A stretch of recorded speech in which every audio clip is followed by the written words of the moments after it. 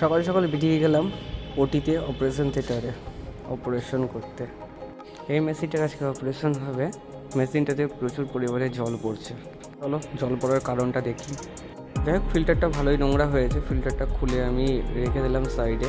মেশিনটা খুলে দেখছি মেশিনে মোটামুটি নোংরাটা খুব একটা নেই, কমই আছে। কুলিং কয়েলটা জাস্ট পরিষ্কারই আছে মনে হচ্ছে দেখে। দেখা যাক সার্ভিস করার পর কী বেরোয়, কেননা ওটি অপারেশন থিয়েটারে যা নোংরা হয়, যারা কাজ করে তারাই জানে প্রচুর পরিমাণে নোংরা হয়।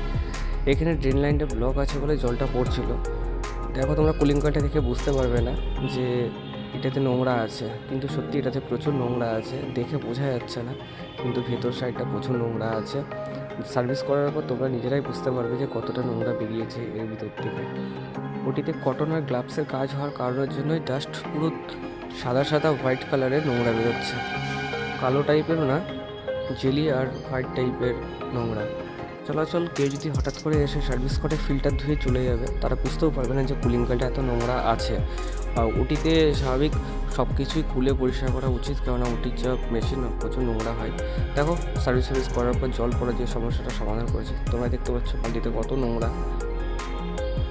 সার্ভিস করার পর মেশিনটা ভালোই বেশ সুন্দর ঠান্ডা দিচ্ছে।